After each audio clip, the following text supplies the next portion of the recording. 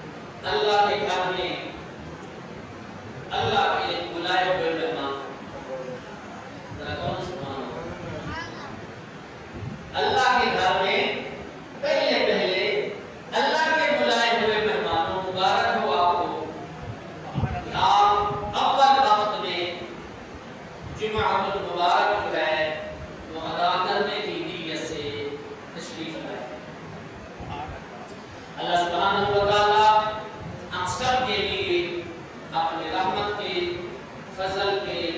کرم کے، بخشش کے، جنت کے دروازے کھول۔ اللہ بیماروں کو صحت عطا فرمائے، مصیبتوں کی مصیبتوں کو دور فرمائے، پریشان حالوں کی پریشانیوں کو دور فرمائے، اللہ مقروضوں کے قرضوں کو دور فرمائے، اللہ بے اولادوں کو اولاد نرینہ عطا فرمائے، اور اللہ بے روزگاروں کو حلال روزگار نصیب فرمائے۔ غربت کی چکی میں جو پس رہے ہیں، اللہ ان کے لیے آپ کی رحمت سے آسانیاں عطا فرمائے۔ اللہ ہم سب کو اخلاص کے ساتھ سرکار دو عالم، فخر دو عالم، نور مجسم، شفیع معظم حضرت محمد مصطفیٰ احمد مجتبی صلی اللہ علیہ وآلہ وسلم کے اسوہ حسنہ کے مطابق زندگی گزارنے کی توفیق عطا فرمائے۔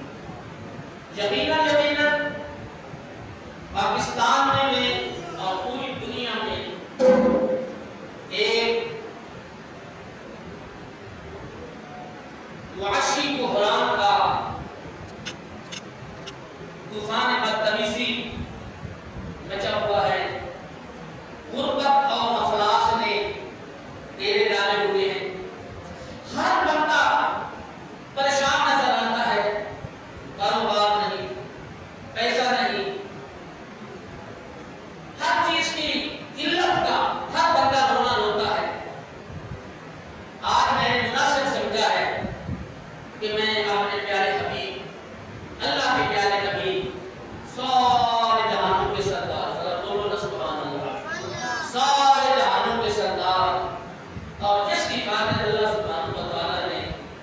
یہ سب کچھ بنایا ہے، سرکار کا اسوہ حسنہ دور ہے، وہ بیان کیا جائے تاکہ لوگوں کی تذبذب والی کیفیت اور رونے دھونے والی کیفیت اور پریشانی والی کیفیت جو ہے اس کو ختم کیا جا سکے۔ یقیناً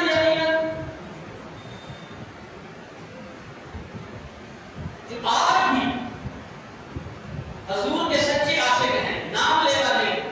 جو آج بھی حضور کے سچے عاشق ہیں، حضور کی سنتوں پر عمل کرنے والے ہیں، حضور کے طریقے پر عمل کرنے والے ہیں، رسول اللہ کے اسوہ حسنہ پر عمل کرنے والے ہیں،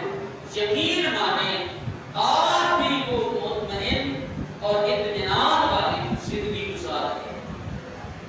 حضور کا صلی اللہ علیہ وسلم کا اسوہ حسنہ جو ہے وہ ہمارے لیے اطمینان کا ذریعہ ہے، ہمارے لیے سکون کا ذریعہ ہے، اور ہمارے لیے چین کا ذریعہ ہے۔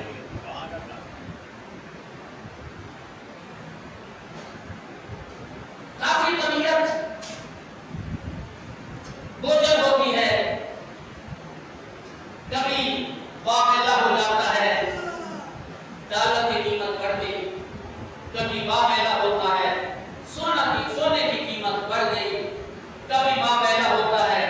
پیٹرول کی قیمت بڑھ گئی، کبھی واقعہ ہوتا ہے کھاد کی قیمت بڑھ گئی، کبھی واقعہ ہوتا ہے گندم کی اور چینی کی قیمت بڑھ گئی، کبھی واقعہ ہوتا ہے گھی کی قیمتوں میں بہت ہوش جو ہے نا اضافہ ہو گیا ہے۔ لیکن آئیے ذرا توجہ فرمائیے اور ذرا آستان کرم مصطفیٰ کریم کا جائزہ لیجیے اور پھر دیکھیے کہ ہم کس زندگی میں عیش اور عشرت میں ہیں، اور اللہ کے پیارے حبیب نے اس دنیا میں رہنے کا ہمیں سبق کیا دیا۔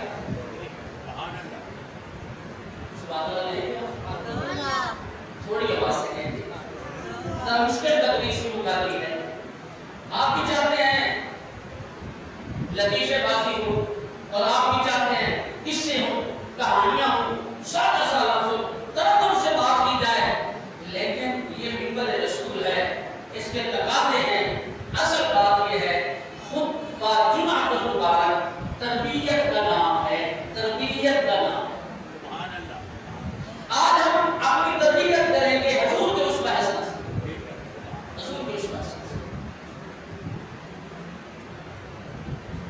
واقعہ بنا ہے، غربت آ گئی، افلاس آ گیا، لیکن آپ بڑے حضرات بیٹھے ہیں اور مجھ سے بھی زیادہ عمر والے لوگ آپ بیٹھے ہیں، آپ یقین کریں گے، میری بات سے اتفاق کریں گے کہ جب ہم چھوٹے چھوٹے تھے اتنا پیسہ نہیں تھا، اتنی فراوانی نہیں تھی، کسی کے گھر سائیکل بھی نہیں ہوتا، موٹر سائیکل تو در دینا، کار تو در دینا، یعنی بہت ہی زیادہ غربت تھی۔ اور ہوتا کیا تھا، اس وقت لوگ شاکر تھے، صابر تھے، کبھی کسی کی زبان سے یہ نہیں سنا تھا مارے گئے جی، لٹے گئے جی، فلاں ہو گیا جی، یہ ہو گیا، کیونکہ ان کی تربیت تھی، ان بزرگوں نے ان کی تربیت کی ہوئی تھی، او بھائی وہ دنیا میں رہنے کے لیے نہیں، دنیا سے گزرنے کے لیے ہم آئے ہیں، یاد رہے گا یہ بات، دنیا سے گزرنے کے لیے ہم آئے ہیں، یہ دنیا میں ہمیشہ رہنے کے لیے نہیں آئے، دنیا سے گزرنے کے لیے آئے ہیں۔ اور آپ کی اگر توجہ ہو تو میں سرکار دو عالم صلی اللہ علیہ وسلم کا فرمان مفہوماً آپ کو سنا، میرے آقا نے فرمایا دنیا میں ایسے رہو جیسے کوئی مسافر ہے، جیسے کوئی مسافر کی طرح دنیا میں سفر کرنے جا رہا ہے، اور آپ بتائیں جس کی منزل بہت دور ہو، سفر بڑا لمبا ہو، اور رستے میں وہ درخت کے پیچھے آرام کرنے کی بجائے وہاں مکان بنانے لگ جائے کہ آج کے دن یہاں گزارنا ہے، پتہ نہیں کتنی دیر رہنا ہے، تم درخت کے نیچے تو نہیں گزارا ہوگا، مکان بناؤں گا، لوگ کہیں گے بڑا بیوقوف بندہ ہے یار، تو نے تو آگے جانا ہے اور ادھر رہ کر پتہ نہیں تو کیا کیا بنا رہا ہے اور کیا کیا سوچ رہا ہے۔ تو میرے نبی صلی اللہ علیہ وسلم نے ارشاد فرمایا دنیا میں مسافر کی طرح ہو، جیسے سفر کرنے والا جو ہے اپنی منزل کی طرف رواں دوا ہے، اور ہم بھی اپنی منزل کی طرف رواں دوا ہیں۔ ایک بابے نے لکھا، یہ جو بابے ہوتے ہیں اللہ کرے سچے ہوں، صحیح بابے ہوں، صحیح بابے تو قرآن و حدیث کا نچوڑ دے دیتے۔ ایک بابے نے لکھا کہا او اللہ کے بندے تیری زندگی کی کتاب ہے، میں تو پڑھ کر مجھے تو بڑا لطف آیا، امید ہے آپ بھی لطف لیں گے، ذرا بولیں گے سبحان اللہ، آپ بھی لطف لیں گے۔ کہا اللہ کے بندے تیری زندگی کی کتاب ہے، اس کے پہلے صفحے پر پیدائش کی ہے، تیری زندگی کی کتاب ہے، اس کے پہلے صفحے پر پیدائش لکھی ہے، اور اس کے آخری صفحے پر موت لکھی ہے۔ بابا کہتا ہے او بندہ خدا اس کتاب کو ایسے لکھ کر لے جانا یا لکھوا کر لے جانا کہ کل قیامت والے دن اپنے رب کی بارگاہ میں جب اس کو کھولا جائے تو تجھے شرمندگی نہ تیرے نبی کے سامنے تیرے نامہ اعمال کو جب کھولا جائے تو تجھے شرمندگی نہ ہو کہ میرا رسول کیا کہے گا، میرے رسول نے زندگی گزارنے کے اصول آپ بتائے تھے اور میں نے اپنی زندگی گزارنے کے اصول آپ بتائے۔ سرکار دو عالم صلی اللہ علیہ وآلہ وسلم کے غلاموں، اللہ کے پیارے حبیب صلی اللہ علیہ وآلہ وسلم نے اس دنیا میں رہ کر ہمیں جینا سکھایا ہے کہ یہاں رہنا ہے تو کیسے رہنا ہے۔ حضرت اما عائشہ صدیقہ رضی اللہ تعالیٰ عنہ، میں اپنی آنکھوں سے یہ روایت پڑھ کر آیا ہوں۔ حضرت عائشہ کہتی ہیں کئی دن نہیں 2 مہینے گزر جاتے، محمد اور محمد کی آل کے گھر چولہا نہیں جلتا تھا، یا پانی پیتے تھے یا کھجور کھاتے تھے۔ آپ بتائیں گندم کا کھانا 2 ماہ نہیں پکتا تھا، پانی اور کھجور کا گزارا ہوتا تھا، اور شیر ابی طالب کے وہ جو 3 سال گھاٹی میں کفار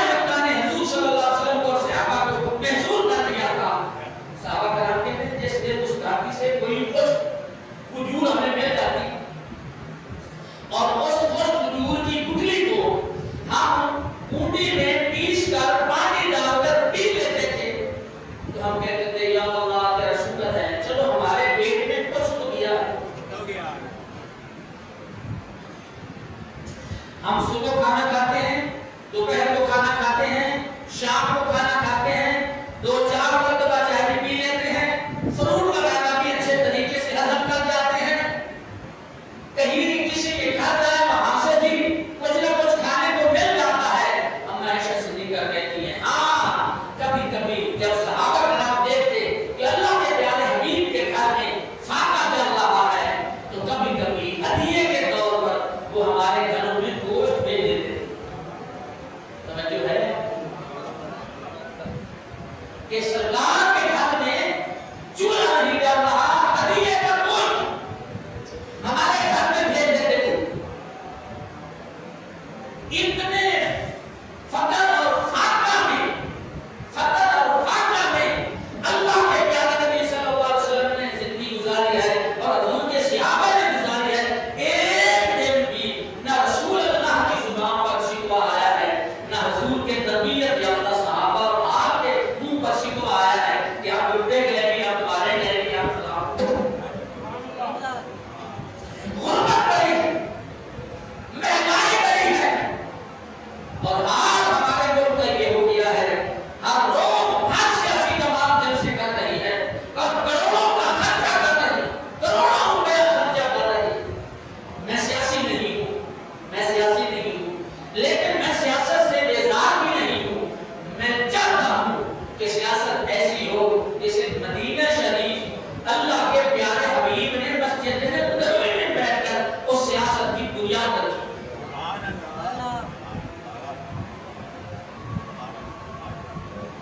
بتاؤ ایک دن بھی، اے رسول اللہ کے غلاموں بتاؤ ایک دن جب مدینہ کی ریاست قائم ہو گئی، میرے آقا صلی اللہ علیہ وسلم نے ایک دن بھی یہ جو ہمارے سیاستدان کر رہے ہیں جلسے اور ایک دوسرے پر بہتان اور پتہ نہیں الزامات کی باتیں نازل کر رہے ہیں، اور کوئی کہتا ہے کہ ہم حضور کے عاشق ہیں، کوئی کہتا ہے میں مدینے کی ریاست قائم کرنے والا ہوں، کوئی کہتا ہے میں یہ کرنے والا ہوں۔ ایک دن بھی بتاؤ جنہوں نے بڑے بڑے ظلم کیے تھے میرے آقا پر، سرکار دو عالم صلی اللہ علیہ وسلم نے تو ان کو بھی معاف فرما دیا۔ ہمارا تانا بانا خراب ہو گیا ہے،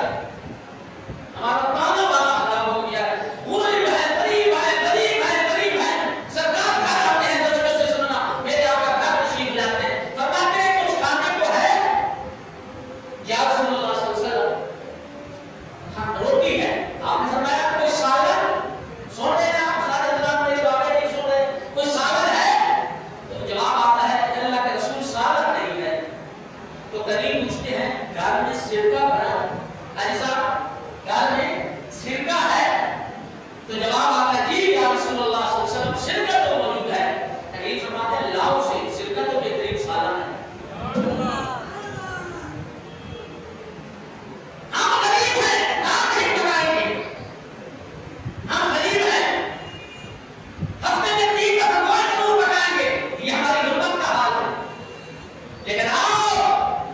میں رسول اللہ صلی اللہ علیہ وسلم کے دروازے کا کام کو لے کر جانا چاہتا ہوں، اور آپ نے پہلے بھی سنا ہوا ہے 3 دن کے فاقے سے آج رسول 3 دن کا روزہ رکھا ہوا ہے، لیکن جب افطاری کا وقت آتا ہے ایک جناب دیتا ہے، سائن سال سوال کرتا ہے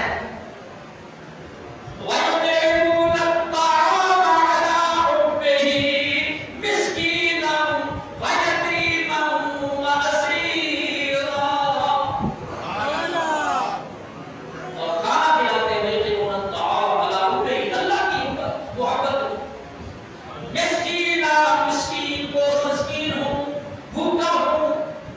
آپ کھانا نہیں کھاتے، حضور کی آمد کی بات کرنا ہوں، حضور کی اس حسنت کی بات کرنا ہوں، اس کو کھانا دوسرے دن پھر روزہ، پھر بھاگا، پھر آتا یتیم ہوں، بھوکا ہوں، اللہ کے نام پر مانگتا ہوں، اور کھانا نہیں کھایا جاتا، یتیم کو دے دیا جاتا ہے۔ تیسرے دن کہتا ہے اسیر ہوں، قیدی ہوں، بھوکا ہوں، تیسرے دن بھی کھانا کھا کر کھانا ان کو دیا جاتا ہے۔ تو پھر سرکار